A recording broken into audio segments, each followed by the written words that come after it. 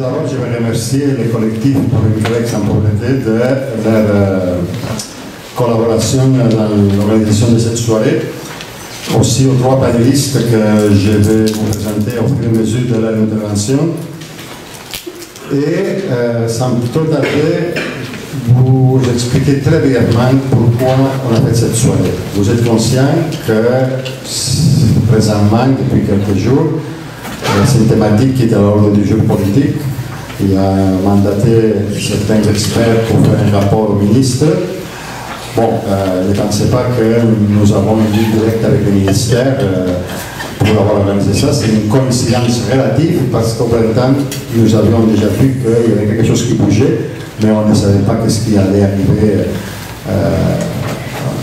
cet automne. Bon, la chose a coïncidé, bon, c'est bien tombé pour nous tous, qu'on soit à l'ère d'une actualité ces mois-ci.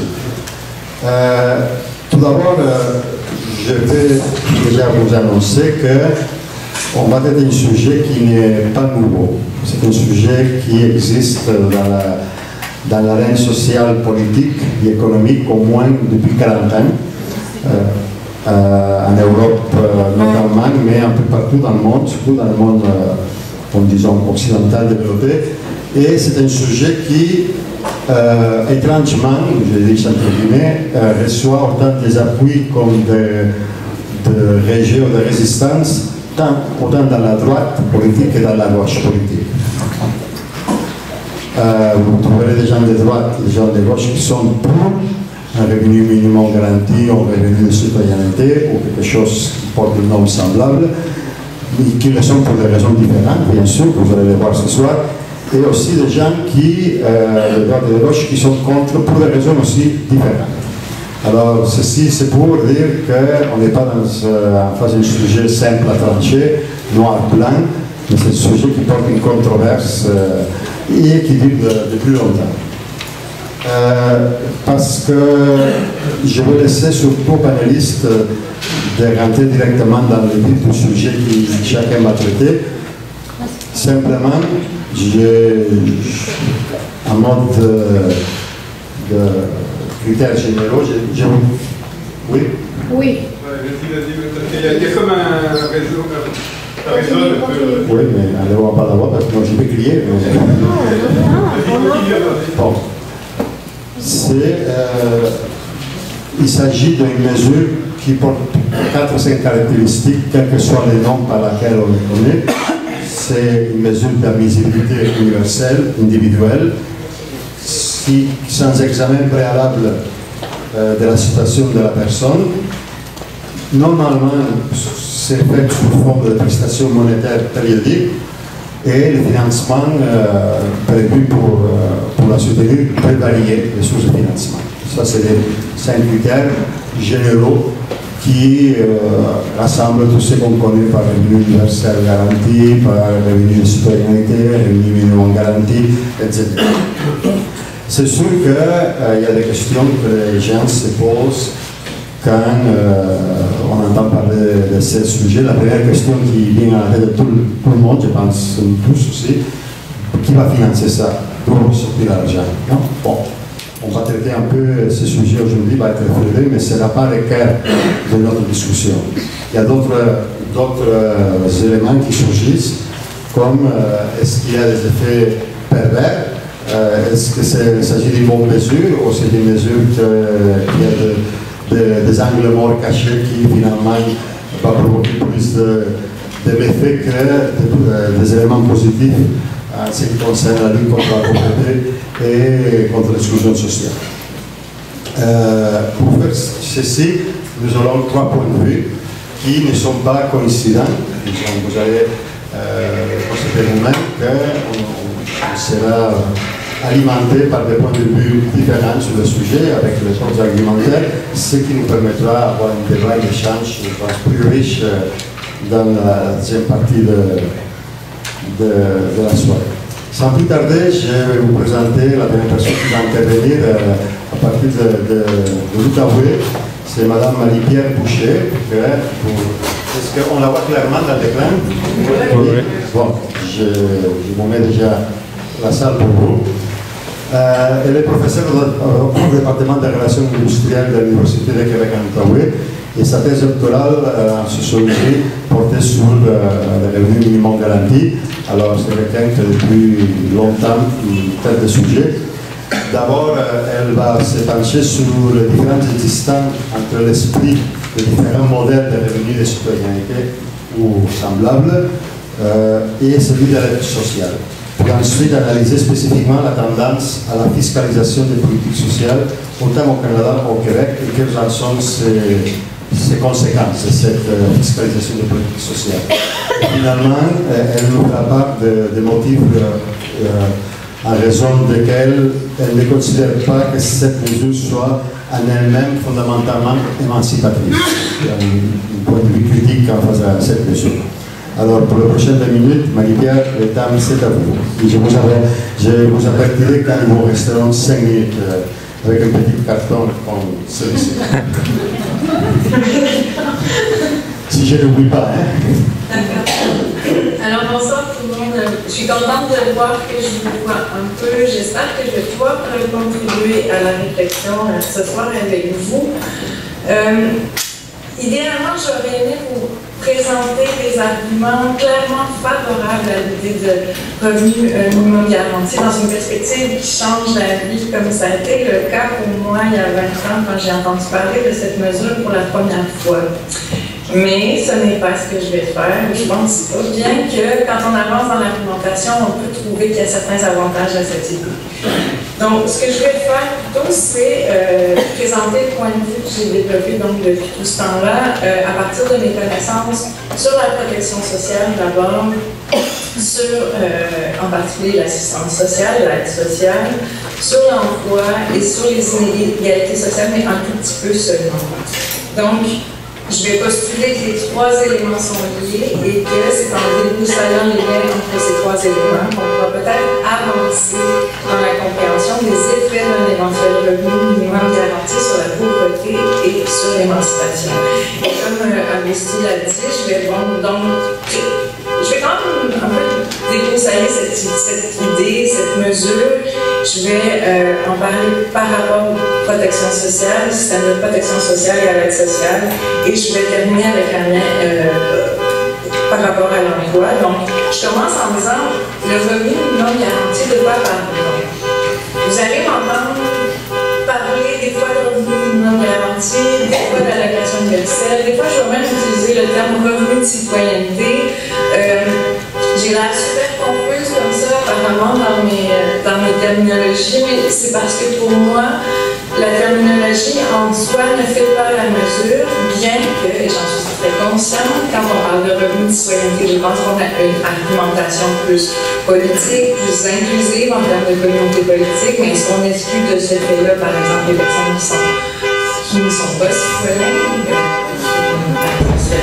des réfugiés, des demandeurs d'asile. Il faut connaître qui est à côté, là, il y a quelqu'un. Et donc, pour moi, l'argumentation, l'appellation, je sais qu'elle peut envoyer à différentes argumentations, aussi bien en termes de mode de financement, par exemple, ou de la hauteur du revenu dont on parle. Est-ce que c'est un revenu à hauteur, par exemple, des besoins fondamentaux, mais je vais, moi, utiliser, vous allez voir n'importe quel terme, parce que je vais me concentrer un peu sur la mécanique de la mesure. Juste encore un terme sur l'appellation, quand on renvoie à des argumentations sous-jacentes pour choisir une argumentation, on pourrait très bien justement appuyer sur le mode de financement en disant est-ce qu'on finance à partir d'une taxe sur les transactions financières, est-ce qu'on taxe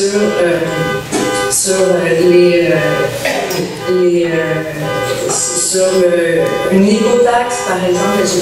Et autant de choix peuvent, à mon avis, quand même, influencer le terme de la mesure.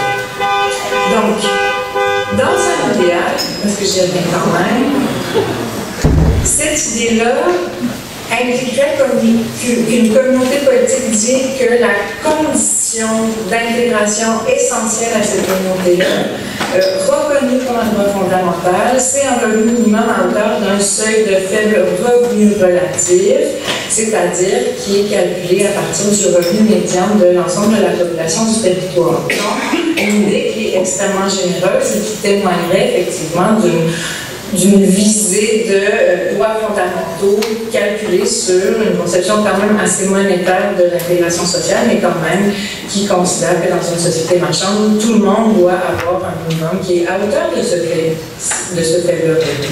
C'est d'ailleurs, si je ne me trompe pas, ce que demande le regroupement des personnes de la cité sociale du pays. Donc, ça, c'est l'idéal. Maintenant, quelle est la réalité? J'ai dit que j'allais parler de la réalité de ce que je comprends, de ce que pourrait être cette mesure-là par rapport à notre système de protection sociale et notre système d'emploi contemporain. En fin de semaine, au Forum des idées des libéraux où je suis allée, et où il a été question de revenu minimum garanti, Yannick Van der Voort, un spécialiste de la question, nous a rappelé, comme l'a fait un peu Agostí en introduction, au moins 3 critères pour qu'on puisse parler d'une allocation universelle d'un revenu minimum garanti. Critères que je vais rappeler parce qu'elle pose d'emblée certaines questions par rapport à la visée de la mesure. Je commence par le plus facile, ce serait une mesure individuelle, c'est-à-dire que vous soyez en cohabitation avec 5-6 personnes pour diminuer les coûts de chauffage, de logement, etc. Chacun recevrait la même part du revenu minimum garanti. Et donc, elle ne pénaliserait pas les cohabitants, elle ne pénaliserait pas non plus les femmes à l'assistance sociale, par exemple, qui sont surveillés sur leur vie intime. Donc, un revenu strictement individuel. Maintenant, la deuxième caractéristique, c'est d'être inconditionnel. Et c'est sa grande distinction avec l'aide sociale, d'être complètement inconditionnel. Vous savez que pour avoir droit à l'aide sociale aujourd'hui, il faut avoir à peu près pas d'argent dans son compte et avoir des avoirs, une voiture, une maison, qui ne vont pas au-delà d'un certain montant et on ne va pas avoir de placement financier, etc. Et donc, la différence avec une mesure complètement inconditionnelle, c'est qu'elle ne tient pas compte des avoirs ou des revenus dans le compte en banque de la personne, mais elle est inconditionnelle, puis elle renvoie un certain nombre de questions. Est-ce qu'elle est aussi inconditionnelle relativement à l'âge des personnes, c'est-à-dire qu'on ait 17 ans ou qu'on ait 77 ans ou qu'on en ait 35, on toucherait le même revenu. Donc, peu importe la différence de besoins selon l'âge des personnes, peu importe, je viens de dire, les besoins spécifiques des personnes. Certaines personnes avec des besoins de médicaments extrêmement coûteux, certaines personnes avec des besoins de santé spécifiques, etc., des besoins liés à l'âge, je les rappelle. Donc, et aussi, bon, peu importe les autres revenus, la situation d'emploi ou les patrimoines des personnes. Et c'est donc sa particularité d'être indépendante des revenus. Et j'en arrive donc à la troisième caractéristique, celle d'être universelle. Et c'est ici, il me semble, que ça se corse. Et vous savez, je vais vous parler de fiscalisation, ça s'en vient. Donc, ma compréhension, la compréhension que moi j'ai du revenu minimum garanti, et c'est pour ça que, peu importe l'appellation, c'est la manière que j'ai de comprendre cette mesure-là, c'est que c'est une mesure qui est entièrement fiscalisée, qui est entièrement intégrée au système d'impôt des particuliers. Et donc, elle est universelle dans le sens où, justement, le terme de la référence à l'universalité qu'on trouve dans les systèmes de protection sociale a changé au cours des années. Le changement le plus notable, c'est il y a quelques années, quand le gouvernement au pouvoir, c'était les libéraux, nous ont dit que désormais l'allocation familiale allait être totalement universelle. Alors, qu'est-ce qu'on entend désormais par l'universalité des mesures de protection sociale? C'est qu'auparavant, donc, quand les allocations familiales sont apparues en 1945, tout le monde recevait un chèque selon l'âge de l'enfant et selon son rang dans la famille. Donc, un chèque égal, qu'on appelle forfaitaire, peu importe donc les besoins les revenus des ménages ou les besoins des ménages. L'universalité, désormais, a plutôt le sens suivant, c'est-à-dire que c'est plus on est riche, moins on en voit la couleur, ou c'est une universalité qui supposément ne laisse personne qui en a réellement besoin tomber entre les mains du filet. Donc l'universalité au sens d'une modulation du revenu en fonction une modulation du revenu de base en fonction des revenus totaux de la personne. Donc l'universalité dans ce sens-là, moi, je me pose des questions. Donc, je rappelle que je comprends le revenu minimum garanti, l'allocation universelle, comme cette parfaite intégration du revenu de base avec la fiscalité.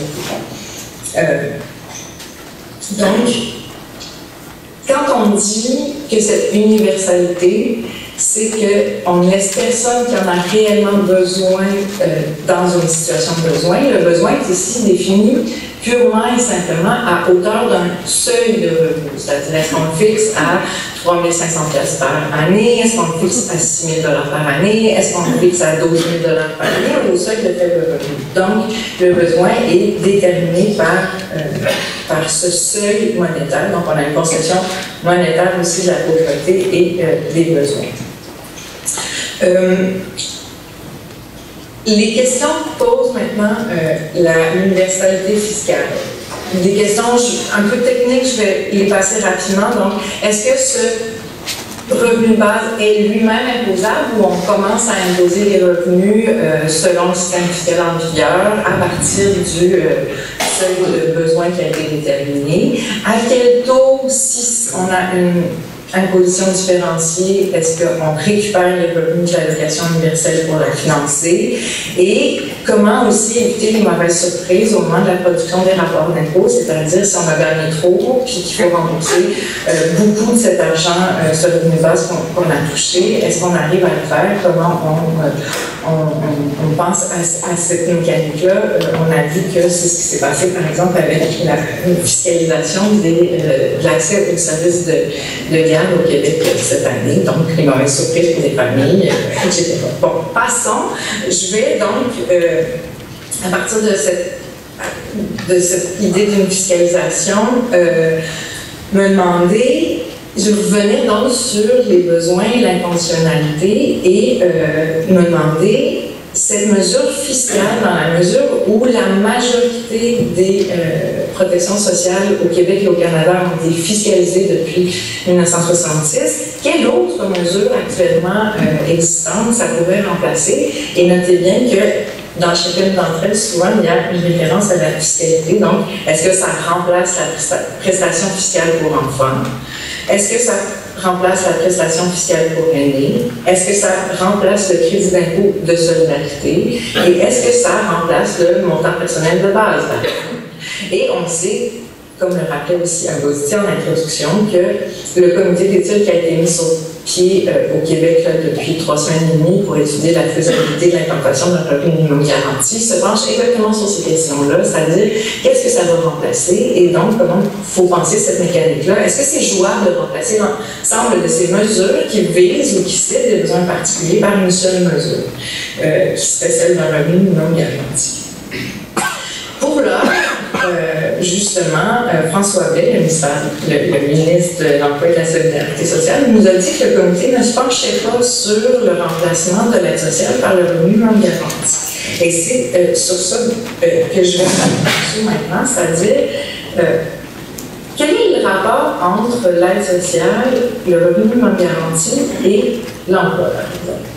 Donc, la différence notamment entre le revenu minimum garanti et l'aide sociale, c'est le fait de la cumulativité des revenus. C'est-à-dire, on a bien une idée d'inconditionnalité, c'est peu importe les revenus. Donc, une personne sur l'assistance sociale pourrait, elle, rajouter à son revenu de base autant de revenus de travail qu'elle voudrait. Donc, c'est le principal avantage, si vous voulez, du revenu minimum garanti, celui d'abolir la trappe de l'assistance sociale qui empêche, limite l'intégration des individus au marché du travail. À ce propos, On le sait, avec l'étude du projet de loi 70, on a entendu suffisamment là-dessus. Le Médilet nous rappelle que le travail est quand même un des meilleurs vecteurs d'intégration à la société. C'est bon pour l'individu, c'est bon pour la société. Donc, d'un côté, on a ce discours qui est extrêmement favorable à l'employabilité, à l'idée que le travail est bon pour tout le monde et qu'il faudrait donc favoriser, encourager le plus fortement possible les individus à intégrer le marché du travail. Bien, donc ça, on a un discours idéologique qui est très très clair, il vaudrait mieux travailler que sur l'aide sociale. Si on regarde la réalité de ce qu'est l'aide sociale et cette trappe d'assistance, c'est qu'on pénalise systématiquement les assistés sociaux qui voudraient travailler. Donc, c'est l'originalité, c'est la grande différence avec le revenu non garanti. On ne pénaliserait plus les revenus de travail. Comment on pénalise les revenus de travail des assistés sociaux aujourd'hui? Bon, on les autorise à gagner 200 $ par mois, puis aussitôt qu'ils gagnent $1 de plus, on ampute d'autant le chèque d'assistance sociale, ce qui fait que, grosso modo, autour du salaire minimum en vigueur actuellement, une personne assistée sociale peut travailler 4 heures par semaine pour arrondir ses fins de mois. Mais si vous voyez bien que si elle veut augmenter son revenu d'autant, elle doit quitter l'aide sociale. Et justement, on a les mesures fiscales pour les travailleurs pauvres qui les encouragent à rester sur le marché du travail, même si leur emploi est faiblement rémunéré. Mais pour avoir accès à cette prime au travail, il existe une prime au travail au Québec comme au fédéral, eh bien,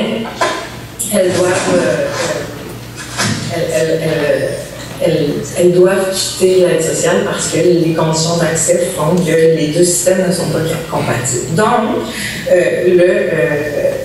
la réalité entre le discours idéologique de pousser les assistés sociaux au travail et la mécanique de l'assistance sociale se contredisent, ce que viendrait créer l'idée de revenus non garantis. Mais, pourquoi, de toutes les mesures de protection sociale qui ont été fiscalisées, l'aide sociale reste la mesure qui ne l'est toujours pas, c'est-à-dire qu'on n'a pas adopté un minimum garanti et que ça ne paraît-il toujours pas à l'ordre du jour au gouvernement, c'est qu'au fond, on a toujours peur que, quelle que soit la limite, le montant du revenu minimum garanti, les gens choisissent de ne pas travailler. Et je vais donc essayer de conclure rapidement en disant que les études, il y a eu des études qui ont été faites dans les années 70, aussi dans les États-Unis qu'au Canada, dont on a eu des nouvelles analyses récemment qui prouvent que non, le revenu non garanti ne court-circuite pas l'envie d'intégrer ou de participer ou de demeurer sur le marché du travail, que les effets sont extrêmement faibles pour les gens qui ont de bons emplois ou des emplois assez stables. Puis, et du coup, la question c'est, mais alors pourquoi, si c'est bon pour la participation salariale, pourquoi est-ce qu'on n'implante pas ce seuil, ce revenu minimum qui permettrait toujours que, à la fois l'emploi soit payant, mais aussi que pour quelqu'un qui justement aurait un emploi faiblement rémunéré, peu avantageux, qu'il conserve son emploi parce qu'il y aurait toujours de toute façon des avantages à travailler et qu'il s'agirait en somme d'une subvention salariale aux emplois de mauvaise qualité. Donc, je vais conclure là-dessus parce que c'est un peu ma principale préoccupation donc là, pas une préoccupation en termes je crois que ça fait vraiment la différence pour les personnes de cité sociale, mais ma préoccupation touche l'état du marché du travail aujourd'hui en me demandant si, justement, si le principal effet qu'on a constaté du revenu non garanti par rapport à l'emploi, ce n'est pas de limiter la participation salariale, mais bien de donner un petit avantage dans le rapport de force entre l'employeur et le travailleur. Pourquoi est-ce que c'est pas là qu'on devrait comprendre pourquoi on retient d'implanter le revenu non garanti? Et on peut regarder effectivement effectivement, quel est l'état du marché du travail aujourd'hui avec sa grande précarité? 21% des travailleurs sont considérés comme étant pauvres. Elles gagnent moins de 13,50 $ environ en moyenne par heure de travail. L'accès à l'assurance chômage est autour de 42% pour les personnes qui sont au chômage. Et donc, on a un rapport, on a des éléments qui démontrent que le rapport de force n'est pas favorable aux travailleurs et travailleuses, mais qu'il est plutôt aux employeurs. Et j'ai l'impression, en fait, que on dirait que notre gouvernement, ça serait pas surprenant, voudrait continuer à exercer une pression sur les travailleurs et travailleuses pour qu'ils continuent à accepter des emplois de mauvaise qualité au bas de l'échelle, et qu'à cet égard, c'est une des raisons pour lesquelles donc, on éviterait d'implanter un revenu minimum garanti qui leur serait avantageux. Donc, vous voyez bien que je finis par me dire que dans ce cas-ci, le revenu minimum garanti est avantageux à la fois pour les travailleurs faiblement salariés, qui ont des emplois faiblement qualifiés, pas faiblement qualifiés, mais de faible qualité, et aussi pour les assistants sociaux qui voudraient travailler davantage ou s'intégrer davantage à la société par le biais de l'emploi. Maintenant, ben, je crois que je vais conclure là-dessus, mais je vais quand même dire une dernière chose, c'est que, donc étonnamment, je me montre favorable à la mesure ce soir, mais je pense que ce qui pourrait être intéressant, parce que vous voyez bien d'une certaine manière que le revenu non garanti, bon, idéalement découpe travail et revenu, mais c'est pas la seule mesure qui le fait, mais et si j'avais un rêve, c'est que les discussions de cette idée nous permettent de battre en brèche d'une manière absolument radicale le stigmate associé aux assistés sociaux. Si cette mesure ou le débat sur cette mesure pouvait au moins avoir cette qualité-là, eh bien, je vous encourage à en débattre fortement. Voilà.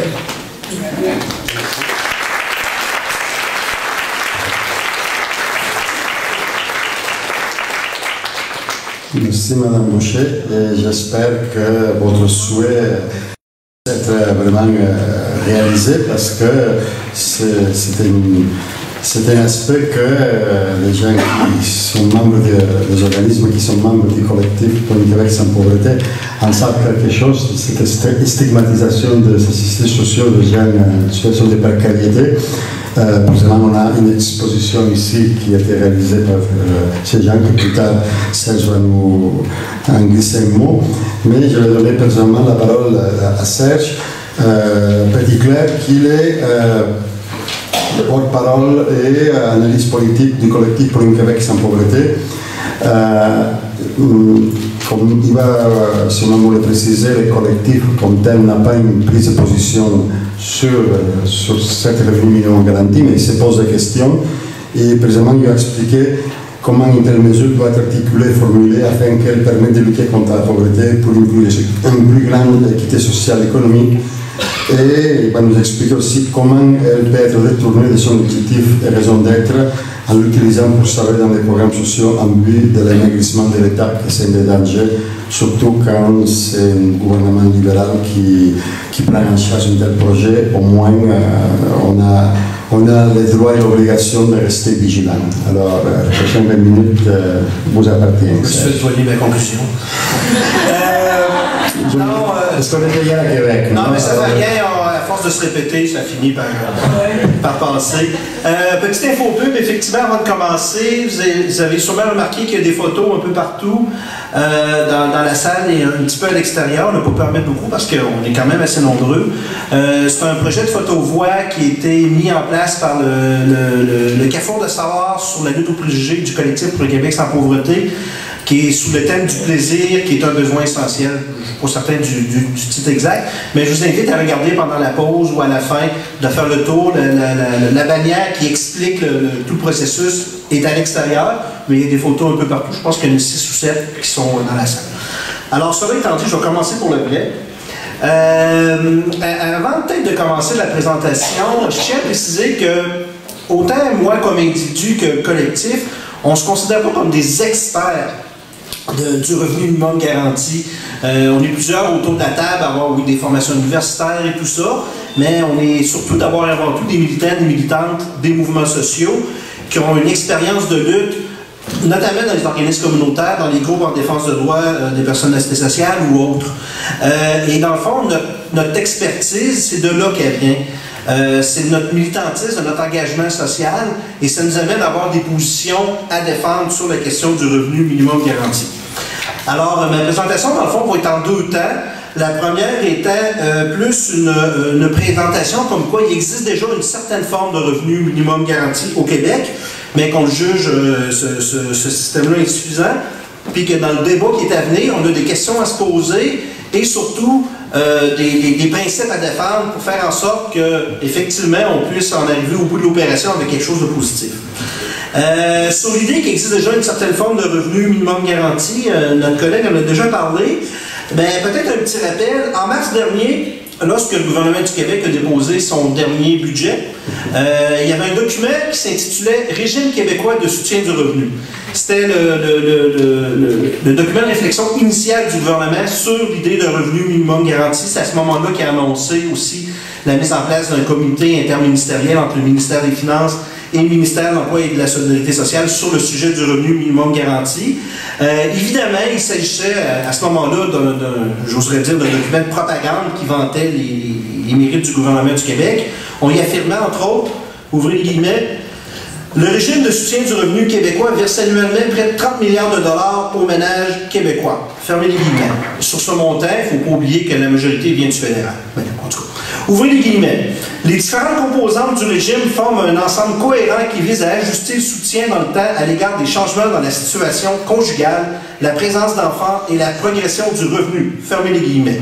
Donc, tout va bien dans le meilleur des mondes. Le régime de soutien financier au Québec est adapté. Mais quand même, blague à part, il faut quand même reconnaître qu'effectivement, il y a une certaine forme de revenu minimum garanti déjà au Québec. 2 grandes composantes. La première, évidemment, les programmes sociaux. Évidemment, au Québec, on pense immédiatement à la loi d'aide sociale, qui est quand même une loi qui garantit un certain revenu sous de nombreuses conditions et de nombreux contrôles, soyons clairs. Au fédéral, on a aussi la pension de sécurité de la vieillesse et le supplément de revenu garanti qui garantissent quand même un minimum à l'ensemble des aînés au Canada. En plus, il y a la fiscalité, évidemment. L'ensemble des transferts qui offrent une multitude de crédits d'impôt selon notre situation, et notamment pour les ménages les plus pauvres. Au Québec, on peut penser au crédit d'impôt pour solidarité, la mesure de soutien aux enfants, la prime au travail, et je dirais tout leur pendant fédéral, entre autres le remboursement de TPS, l'allocation canadienne pour enfants, la nouvelle allocation, la prestation fiscale pour revenu de travail. Et dans le fond, la combinaison de tous ces outils fiscaux et de l'ensemble de ces programmes font en sorte que la majorité de la population, en fait, reçoit sous une forme ou une autre un soutien de l'État pour leurs revenus, notamment les familles. On a juste à penser évidemment aux allocations familiales. On pourrait penser à d'autres programmes comme les bourses d'études pour les étudiants et les étudiantes.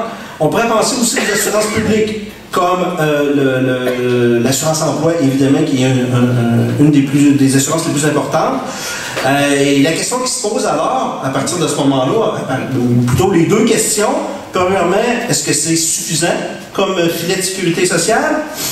Et plus largement, on parle de revenu minimum garanti. Ce serait quoi qui pourrait être intéressant dans une perspective progressiste, celle qu'évidemment le collectif porte. Puis je pense qu'on n'est pas les seuls. Dans le fond, de notre point de vue, garantir un revenu minimal, qu'est-ce que ça veut dire? Ça veut dire que de par notre simple citoyenneté, on devrait avoir accès à un revenu de base avec pour intention de combattre la pauvreté, de réduire les inégalités et de combattre les préjugés. La question qui se pose ensuite, c'est est-ce que c'est suffisant ce qu'on a actuellement? Ben nous, on considère que non, parce que force est de constater qu'il y a encore aujourd'hui une personne sur 10 au Québec qui ne couvre pas ses besoins de base, c'est-à-dire qu'il y a un revenu insuffisant pour se nourrir, se vêtir, se loger, se déplacer et d'autres dépenses. Si on a une vision beaucoup plus large de la pauvreté, si on parle de salaire viable, comme on le fait à l'IRIS, on peut considérer qu'il y a peut-être plus d'un million de personnes au Québec qui vivent en situation de pauvreté. Des personnes qui peuvent couvrir leurs besoins, mais que le salaire n'est pas assez élevé pour avoir de la liberté, en fait, et la possibilité de faire des choix. Pas besoin de vous convaincre que les inégalités vont s'accroissant depuis le début des années 70 et que des programmes comme l'aide sociale, c'est un peu stigmatisant. Évidemment, il y a un petit sarcasme ici. Donc, dans le cadre d'une discussion nationale sur le revenu minimum garanti, cette réalité-là a amené le collectif, évidemment, à se poser des questions sur la forme que pourrait prendre un nouveau modèle de revenu minimum garanti et, évidemment, mettre de l'avant des principes. Comme le disait Augusti au début, d'entrée de jeu, le collectif n'a pas de position formelle sur un modèle de revenu minimum garanti. Ça me surprendrait qu'on aurait un jour une position sur un modèle formel, parce que ce serait un beau nid à chicane dans les mouvements sociaux. Toutefois, il y a quand même un certain nombre de revendications que porte le collectif depuis longtemps qui nous servent de base d'analyse et de réflexion sur le revenu minimum garanti.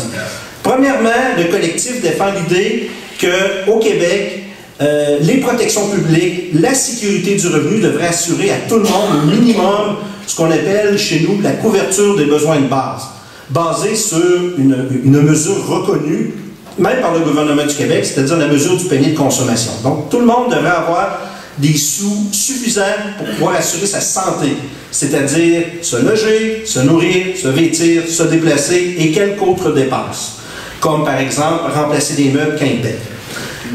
On considère aussi que le salaire minimum devrait être assez élevé pour qu'une personne qui travaille à temps plein sorte de la pauvreté. Et ça veut dire aujourd'hui, en 2016, un salaire minimum qui devrait être à 15$ de l'heure. Mais aussi, ça veut dire des services publics qui devraient être accessibles, de qualité, universels et tendant vers la gratuité. Dans le fond, c'est l'ensemble des revendications, protection publique qui couvre les besoins, salaire minimum à 15$, services publics accessibles, qui devraient être la base de notre réflexion à venir sur le revenu minimum garanti. Et en fait, je vais vous présenter 7 questions. C'est un chiffre chanceux. 7 questions qu'on se pose comme, dans le fond, des questions auxquelles on devrait répondre lorsqu'on regarde des propositions gouvernementales ou l'ensemble des propositions qui peuvent être mises sur la place publique. La première question, probablement la plus importante, c'est quoi l'objectif du gouvernement? Puis dans le fond, à la limite, ça devrait peut-être être même la seule question qu'on se pose. Parce que face à un gouvernement qui a un premier ministre, entre autres, qui a donné comme mandat à son ministre de l'Emploi et de la Solidarité sociale de travailler sur le revenu minimum garanti, à son ministre des Finances de faire la même chose, celui qui trouve que le salaire minimum à 10,75 c'est assez. Là. Donc, ces deux personnes-là, on lui donne le mandat de travailler sur le revenu minimum garanti pour un peu plus de solidarité sociale, mais aussi pour faire décroître la taille de l'État. C'est les deux mandats que le premier ministre a donnés lorsqu'il a donné ce mandat-là.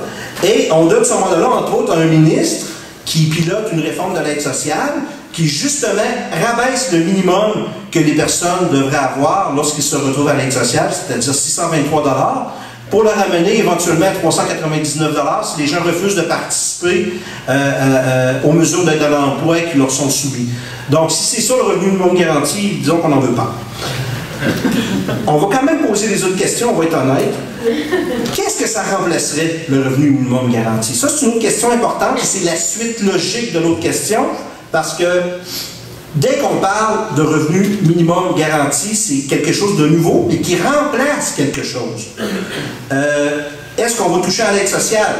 Est-ce qu'on va toucher au crédit d'impôt? Est-ce qu'on va toucher aux allocations familiales?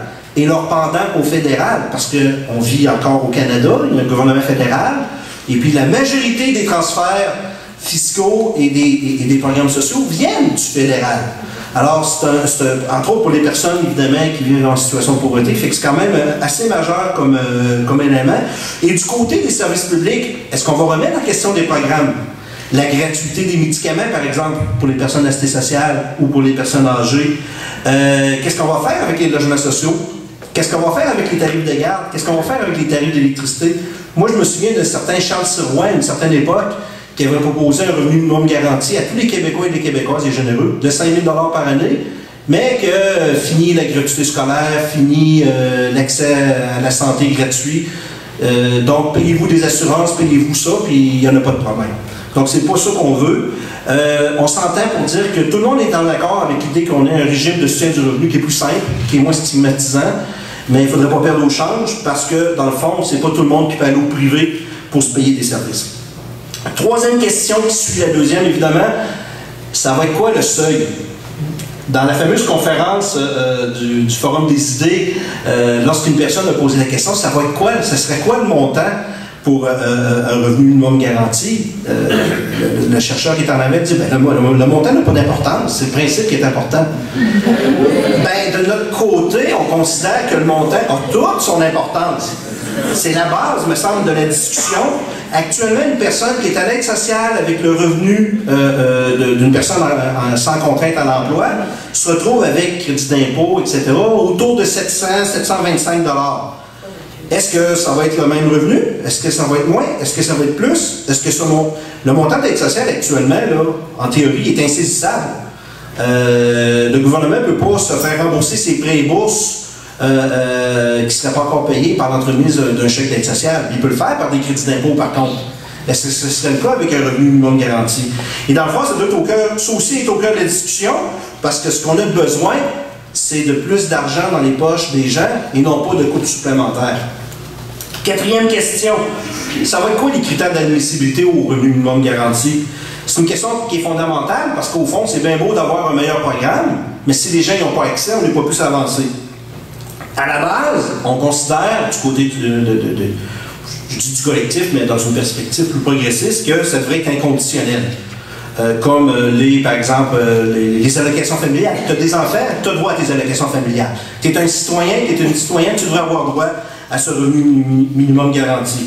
De la même manière, est-ce que ce serait le même montant pour tout le monde? Est-ce qu'il y aurait une différenciation selon qu'on est plus ou moins nombreux dans la famille, qu'on est apte ou non au travail, jugé apte au travail ou inapte au travail, notre âge, le revenu disponible, parce qu'on sait très bien que parmi les gens souvent qui sont visés pour avoir des montants moindres, ce sont les jeunes et ce sont les gens qui sont issus de l'immigration. Alors, c'est une question qu'il faut se poser. Cinquième question, est-ce qu'il y aurait exigence d'une contrepartie? Ça, là, c'est très d'actualité avec le projet de loi 70. L'idée qu'une personne qui fait une première demande d'aide sociale doit participer, s'intégrer dans un plan d'intégration à l'emploi, sinon il va subir des sanctions financières. Un revenu minimum garanti, de notre point de vue, il ne doit pas y avoir de sanctions financières si une personne n'accepte pas de participer à telle ou telle mesure, d'être en emploi, ou d'être en formation, ou d'être un bénévole dans une organisation. On considère qu'on doit laisser les gens libres de faire le choix qu'ils veulent pour leur vie, pour leur projet de vie, et de les soutenir là-dedans, et non pas l'inverse, parce que sinon on risque de glisser vers une logique de workfare, où ça ne sera pas nécessairement une obligation au travail, mais ça va être une obligation à quelque chose, que ce soit de la formation ou un bénévolat qui va être jugé correct, mais un autre bénévolat qui serait peut-être un militantiste dans des groupes de défense de droits qui sont considérés moins intéressants par le gouvernement. Sixième question, il m'en reste juste deux.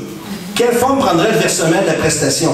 Actuellement, les prestations sociales les plus importantes, comme pension vieillesse, aide sociale, allocation familiale, c'est versé à tous les mois. C'est logique, les gens, les factures sont beaucoup aussi à tous les mois, notamment le logement et tout ce qui va avec, électricité, téléphone, etc. Alors, c'est évident qu'un revenu minimum garanti qui ne serait pas mensuel, ce serait une perte pour les gens, ce serait un danger pour leur santé et leur sécurité. Un autre élément, comment va se faire le calcul? Est-ce que ça va se faire sur la base du rapport d'impôt de l'année dernière, comme c'est le cas avec les allocations familiales?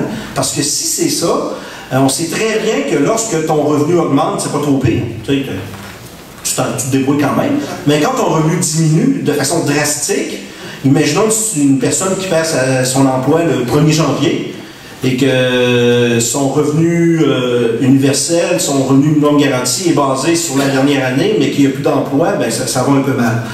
Et ça nous ramène au même constat que j'ai fait un petit peu plus tôt, que c'est d'une amélioration qu'on a besoin du revenu des personnes et non pas de couple. Et une dernière question, comment est-ce que va être financé le revenu minimum garanti? Le Journal de Montréal, lorsque le ministre Blais est revenu à la tête du ministère, avait évalué qu'un revenu minimum garanti, ça coûterait au bon mot 56 milliards de dollars si on le donnait à tous les adultes de 18 ans et plus. Bon, le journal ne parlait pas du montant que les gens allaient recevoir, mais il parlait par contre des programmes qui devraient être éliminés, comme l'aide financière aux études, l'assurance parentale, j'imagine que tu voulais dire les allocations familiales, l'aide sociale, non, ça va bien, l'aide sociale et ce genre de choses. Mais au-delà de la boutade, c'est certain que si on veut avoir un revenu minimum garanti, une protection sociale plus généreuse, ça va coûter quelque chose, effectivement. On a évalué, mais le gouvernement a évolué et a évolué. Je suis pas sûr. Ouais, il a évolué, mais du côté obscur de la force. Mais ce que je veux dire, c'est que le gouvernement avait évalué, il y a quelques années, combien ça coûterait si on abolissait des catégories à l'aide sociale. Donc, faire en sorte que tout le monde ait le même montant, et le montant évidemment le plus élevé pour les gens qui sont considérés en contrainte sévère à l'emploi, à partir d'une proposition du comité consultatif de lutte contre la pauvreté. Ils avaient évalué à ce moment-là que ça coûterait au bas mot $1,5 milliard. Écoutez, je ne suis pas là pour contester le chiffre, mais ce qui est certain, c'est qu'améliorer les politiques de sécurité du revenu, ça va coûter quelque chose. Et d'où va venir l'argent, ça a un impact. Si l'argent vient d'une plus grande taxation ou imposition des grandes entreprises ou des citoyens les plus fortunés ou d'une taxe sur le capital ou peu importe, des promotions de ce genre-là, c'est intéressant. Mais si on s'attaque à la classe moyenne ou si on diminue des services à la population pour financer un revenu minimum garanti qui en plus serait insuffisant, on n'est pas plus avancé. Alors tout ça pour dire que j'ai perdu mon temps. Je vais m'en repartir et voilà. Ah, ça va. Qu'est-ce qu'on peut tirer comme conclusion de tout ça, dans le fond? En introduction, je disais que le collectif n'a pas de position formelle au niveau d'un revenu minimum garanti, mais on a quand même des principes qu'on met de l'avant au niveau de cette question-là. Et d'ailleurs, on est en assemblée demain, en assemblée générale, et on va en rediscuter. Je dirais que dans toute discussion, au-delà du revenu minimum garanti, dans toute discussion autour des politiques sociales, des politiques publiques de sécurité du revenu, le collectif défend, dans le fond, 3 grands principes. D'abord, toute reconfiguration du filet de sécurité sociale, ça doit se faire dans une perspective de hausser le revenu des plus pauvres et d'amélioration des conditions de vie des gens. Parce que sinon, toute l'opération ne veut rien dire. C'est de la foutaise. Si on veut parler de revenu minimum garanti, effectivement, il faut que ça fasse en sorte qu'on améliore les revenus des gens. Deuxième grand principe, on doit viser, dans une réflexion sur le revenu minimum garanti, on doit viser la réduction des inégalités socio-économiques. J'ai parlé tout à l'heure de la question de comment on va financer ce système-là. Si le revenu minimum garanti nouveau genre ne mène pas à une réduction des inégalités, on passe aussi à côté d'un objectif important. Et enfin, troisième grand principe, l'implantation d'un revenu minimum garanti nouveau genre, ça ne doit pas être un prétexte pour s'attaquer aux services publics et pour réduire le salaire minimum. Au contraire, on a besoin d'une protection à ce niveau-là. En somme, pour une vraie conclusion, je dirais que si le concept est novateur, si le concept peut être prometteur, il y a quand même des risques. Des risques qui sont directement liés à la volonté politique de ceux qui veulent le mettre en place. Je veux dire, c'est pas une excuse pour rien faire, c'est pas une excuse pour être fermé à la discussion, mais c'est certainement un prétexte pour être vigilant envers un gouvernement qui en a fait des vertes et des pommures des dernières années. Merci beaucoup.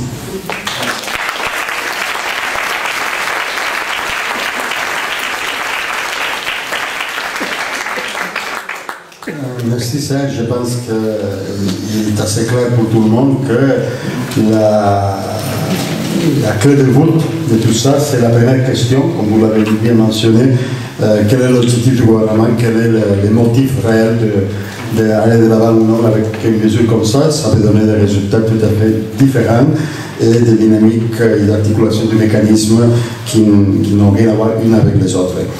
En troisième lieu, on va avoir présentement l'intervention de Evelyne Couturier, elle est politologue et chercheuse à l'Institut de recherche d'information socio-économique, l'IRIS. Elle a rédigé des rapports pour l'IRIS sur le revenu minimum garanti, 3 études de cas. Alors,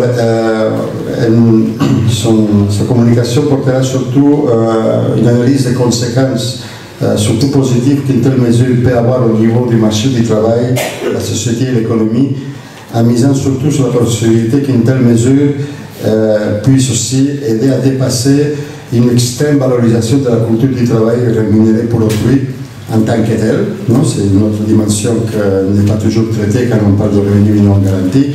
Et elle fera tout ça d'aide de 3 études de cas qu'elle a analysées dans le rapport mentionné. Alors, à ton tour. Alors bonjour. Alors, je vais essayer de ne pas trop répéter ce que mes autres collègues ont dit. La première chose à dire, c'est que le revenu minimum garanti, peu importe comment on l'appelle, c'est pas juste une question philosophique. Il y a eu des cas où on a essayé de l'appliquer. Maintenant, on s'entend, c'est des cas qui sont très circonscrits. C'est des projets, surtout des projets pilotes. Et comme je vais vous présenter, c'est des projets pilotes qui ont jamais été vécus jusqu'à leur vraie fin, qui ont souvent été mis on a souvent arrêté ces projets pilotes avant le temps qu'on avait prévu, et c'était pas parce qu'ils n'étaient pas des succès. D'abord, je vais revenir sur quelques principes qui ont été déjà mentionnés. Quand on parle de revenu minimum garanti, en général, il y a 3 grands principes. Le premier, c'est l'universalité, c'est-à-dire qu'il faut que les prestations soient accessibles à tout le monde.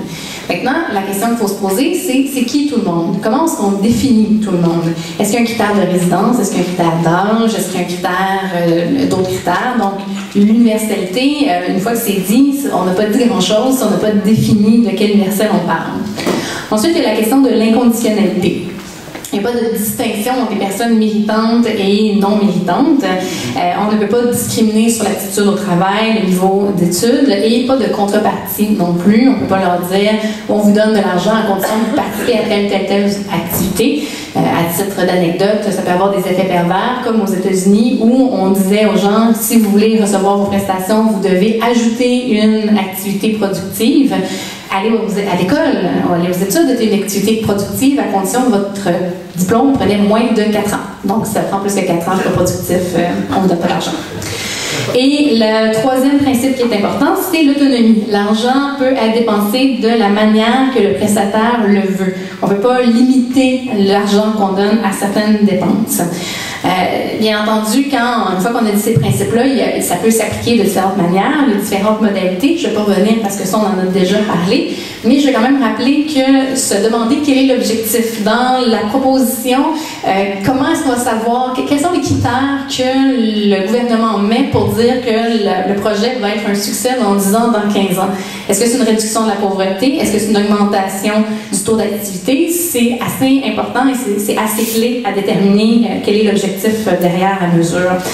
Une autre chose dont on n'a pas tellement parlé, c'est comment est-ce qu'on traite les autres revenus. Alors, est-ce que les pensions alimentaires sont considérées comme un revenu au même titre qu'un revenu salarial?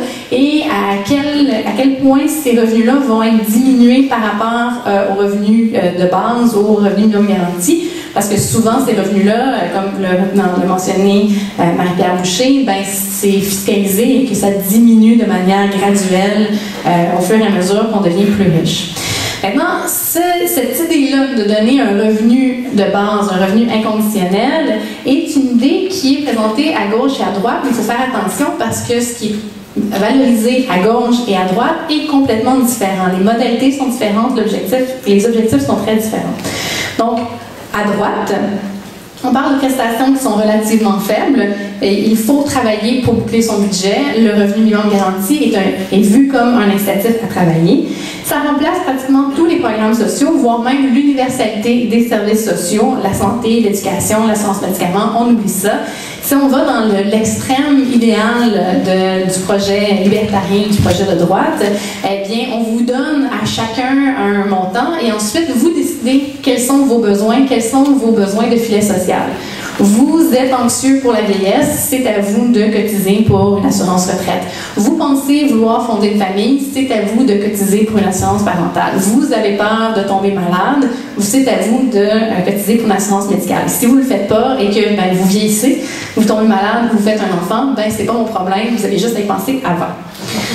Fait que de cette manière-là, on libère l'État de la responsabilité du filet social parce que chacun a son revenu et en bonus, on peut réduire la fonction publique parce qu'on a tellement simplifié l'administration du soutien social. C'est juste donner un chèque à tout le monde, donc on n'a pas de problème. Et une des versions de ce revenu minimum garanti-là, c'est ce que j'appelle l'héritage patrimonial. C'est-à-dire, chaque personne à l'âge de 18 ans va recevoir un 15 000, 20 000, 30 000 $. On vous donne de l'argent pour bien partir dans la vie, mais après ça, vous êtes plus mon problème. À gauche, donc si on prend encore l'inverse, on prend l'idéal à gauche, on parle d'une prestation qui va être relativement élevée parce qu'on veut sortir minimalement tout le monde de la pauvreté, même voire libérer les gens du travail. On cherche à permettre à tout le monde de vivre dans la dignité, de réduire les stigmates de l'aide sociale. Dans ce cadre-là, les programmes sociaux continuent de soutenir les réalités particulières et d'accompagner les personnes qui en ont besoin. Donc, ça se fait en parallèle avec un réinvestissement dans les services sociaux. On essaie d'avoir une certaine déconnexion entre travail, salaire et revenu, parce qu'on le sait, tout travail n'est pas travail salarié, même si il semblerait que dans la société, c'est le travail salarié qui est vu comme du vrai travail. Le reste, ben, c'est des tâches ménagères. Je ne sais pas si c'est important que ça. Mais si on veut vraiment réussir à faire cette déconnexion-là, travail, salaire, revenu, ben, il va falloir aussi créer d'autres manières de faire société. C'est pas simplement donner de l'argent à tout le monde, puis là, tout le monde se rend compte que le travail est aliénant, puis il décide de faire autre chose. Il va falloir trouver une autre manière de se rencontrer, de se reconnaître et de travailler ensemble. Comme on peut voir, c'est pas mal une auberge espagnole idéologique. Et je lisais aujourd'hui dans la Presse Plus une citation du directeur de recherche de l'Agence de sécurité sociale de Finlande qui disait « Parler d'instaurer un revenu garanti sans préciser ce que l'on entend par là revient à discuter de l'adoption d'un félin sans dire si on pense à un chaton ou à un tigre. »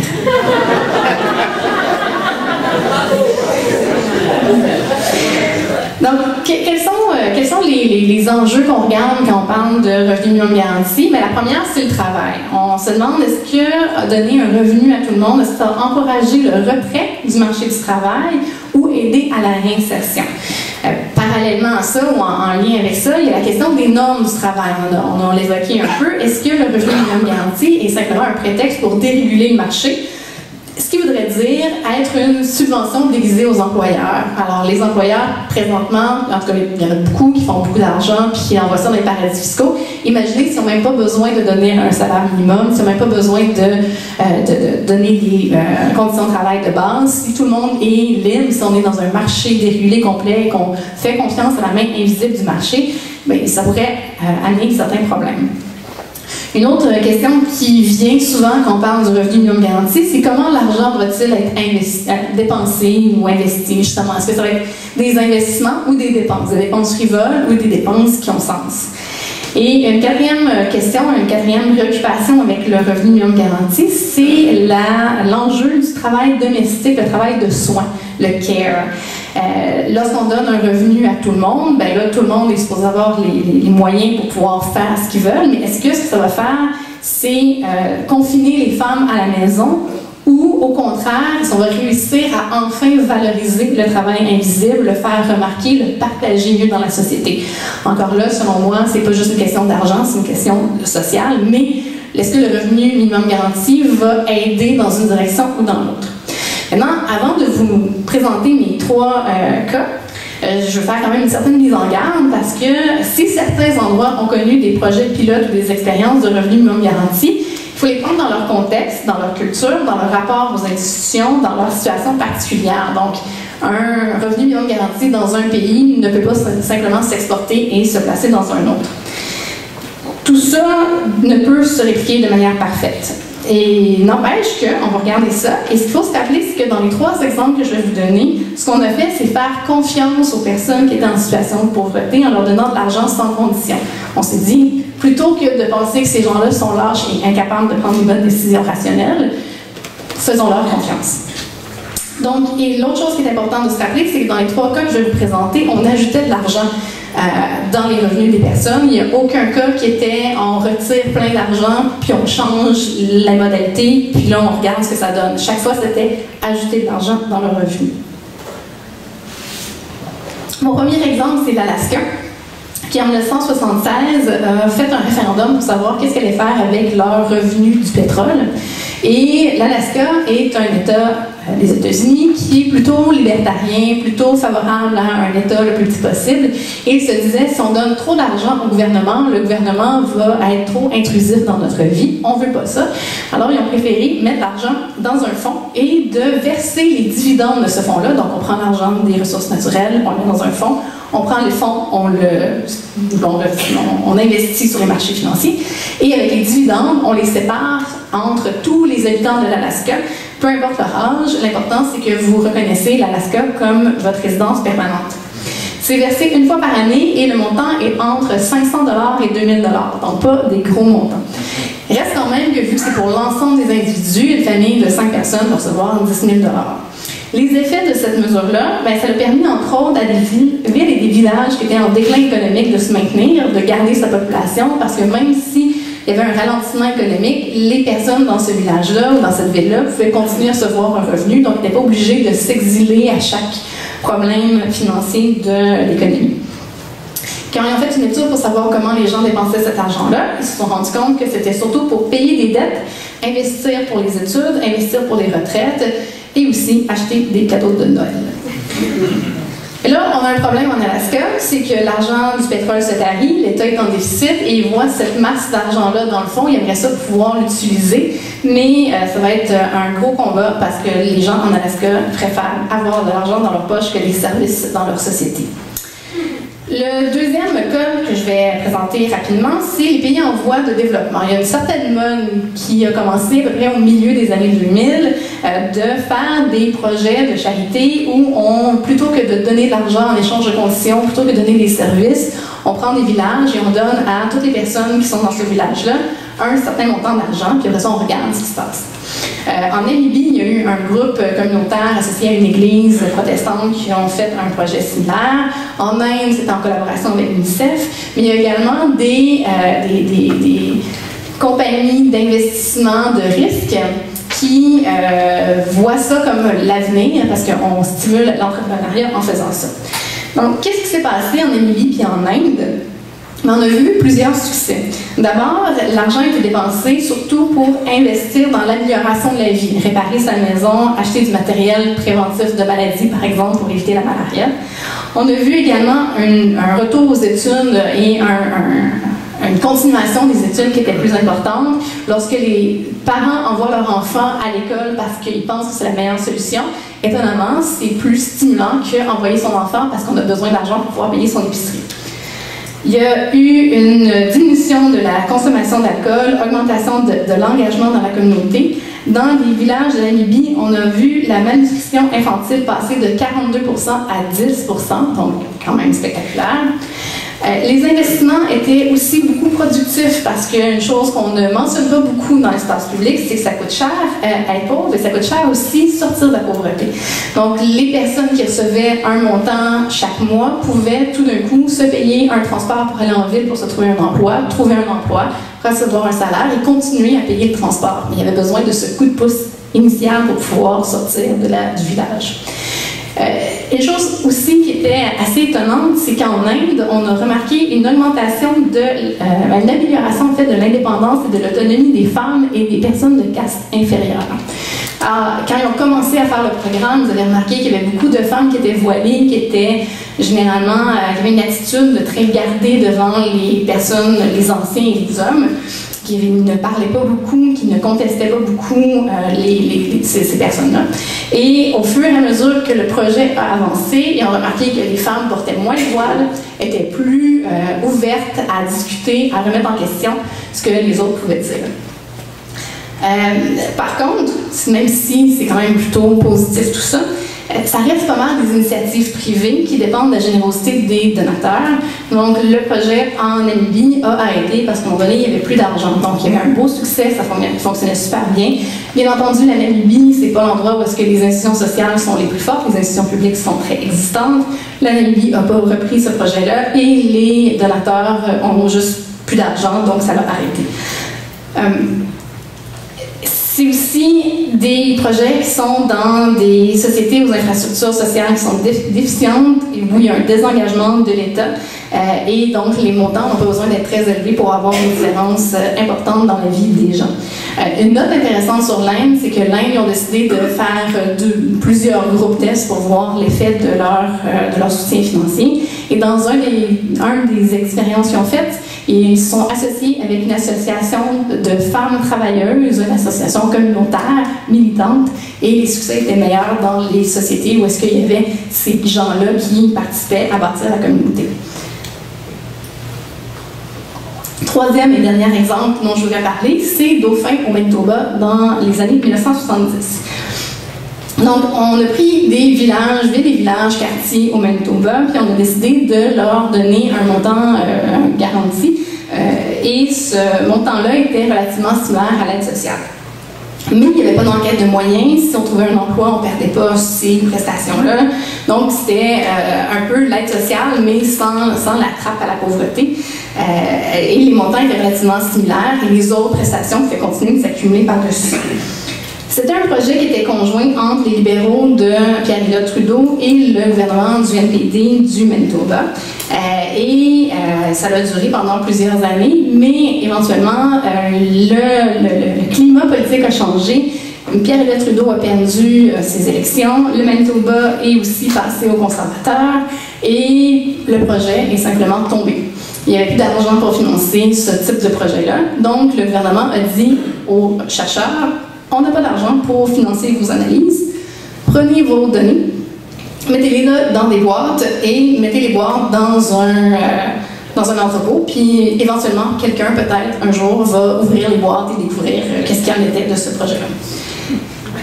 À peu près 20-30 ans plus tard, il y a une économiste qui a ouvert les dites boîtes et a découvert que c'était tellement pêle-mêle qu'elle n'était pas capable de tracer quelque chose d'intéressant à travers ces données-là et plutôt utiliser d'autres données par rapport au village de Dauphin, le village où il y avait la plus grande concentration de personnes qui participaient à ce projet-là.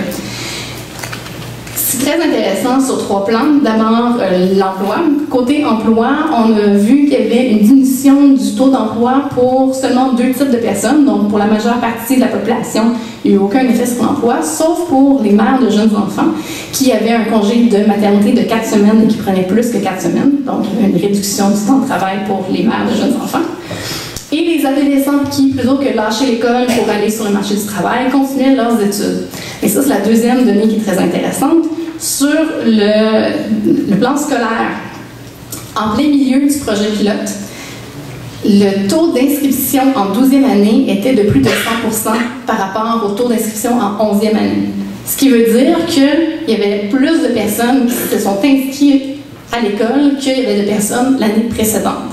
Et ça, c'était quelque chose qui était unique à travers le Manitoba et c'était quelque chose qui était unique aussi pour ce village-là lorsqu'on regarde ce qui s'est passé avant et après le projet pilote. Donc, il y a vraiment eu un retour aux études, un maintien de la scolarité. Et le troisième point qui est intéressant avec Dauphin, l'économiste qui a ouvert ces fameuses boîtes, qui les a refermées aussi vite, était une économiste de la santé. Alors, elle s'est intéressée aux statistiques par rapport à l'assurance médicale et elle a vu que la présence de ce revenu minimum garanti s'est traduite en une réduction des blessures liées au travail, une réduction des problèmes de santé mentale, réduction de la violence conjugale, réduction des grossesses non désirées et au total, c'est 8,5% de moins de fréquentation dans les hôpitaux. Donc, avoir un revenu minimum garanti, ça n'a pas juste un effet sur le travail, ça a aussi un effet sur l'éducation et la santé. Je suis un peu épuisée. À noter, ce projet pilote s'est passé à peu près en même temps que d'autres projets pilotes qui avaient lieu aux États-Unis, mais dans une version plus conservatrice, puisque c'était Nixon qui était le président des États-Unis. La raison pour laquelle ils ont arrêté, eux, le projet en plein milieu de leur projet, en fait, ils ont arrêté le projet plus rapidement que prévu, c'est parce que les premières données indiquaient une augmentation du taux de divorce. Et aux États-Unis, on ne brise pas les familles. Alors, la première fois que j'ai entendu parler de cet article-là, je me suis dit, ben tant mieux si les femmes décident de sortir d'une relation qui est toxique et qui réussissent à s'émanciper. Mais récemment, j'ai appris qu'après avoir regardé les données une deuxième fois, c'était peut-être simplement une anomalie statistique. Donc, aux États-Unis, on aurait eu un projet pilote qui fonctionnait à cause de l'anomalie statistique. Maintenant, les projets pilotes, il y a d'autres projets pilotes qui sont en train d'être mis en place. On pense par exemple à Utrecht, qui est une ville aux Pays-Bas. La Finlande aussi est en train de réfléchir à un projet pilote de revenu minimum garanti, l'Ontario aussi. Le Québec, on est aussi dans un très très long processus. Et ça, c'est une chose qui est importante de se rappeler. C'est que tantôt je l'ai dit, un projet de revenu minimum garanti ne peut pas simplement se transporter et s'exporter n'importe comment. Chaque communauté est différente, chaque société est différente. Alors on se retrouve avec une multiplicité de projets pilotes. Des projets pilotes qui ont tendance à être plus longs qu'un cycle économique. Et donc, le gouvernement qui met en place le projet pilote ne sera pas nécessairement le gouvernement qui va arrêter le projet pilote, analyser les données et agir selon ces données-là. Parce que si on veut avoir un projet pilote qui fonctionne vraiment bien, c'est un long processus et ça dure très longtemps. Ce qui m'apporte à une autre question, si ça dure si longtemps que ça, est-ce qu'on peut vraiment attendre d'avoir ces résultats-là avant de traiter la question de la pauvreté? Et ça m'amène aussi à une autre réflexion, c'est que le gouvernement présentement nous dit que le processus de revenu minimum garanti, ça va prendre à peu près 25 ans avant le début et jusqu'à la fin. Alors 25 ans, c'est très long. 25 ans, ça veut dire petit pas par petit pas par petit pas. Petits pas qui ont l'air un peu faciles, qui n'ont pas l'air d'être dangereux, qui n'ont pas l'air de tout remettre en question. Mais après 12 petits pas, des fois, on regarde en arrière et on se rend compte que le chemin parcouru n'est pas nécessairement le chemin qu'on aurait voulu parcourir. Alors, je vais terminer avec une critique générale, c'est-à-dire une critique générale de notre système et de notre société. L'environnement, les inégalités, la discrimination, on voit qu'on a des problèmes. On a des entreprises qui déménagent pour profiter du cheap labor, de fiscalité avantageuse dans d'autres pays. Si on ajoute à ça l'hostilité, le sous-financement de nos institutions, des groupes communautaires, des services, les coupures à l'aide sociale, le panier est pas mal plein. Ça va prendre beaucoup plus qu'un plan sûr pour régler ça. Le RMG, le revenu minimum garanti, fait peut-être partie de la solution, mais une société meilleure, c'est une société qui prend soin des siens et qui ne se sent pas malade à travailler. Et ça va prendre plus qu'une prestation universelle pour tout le monde. Merci.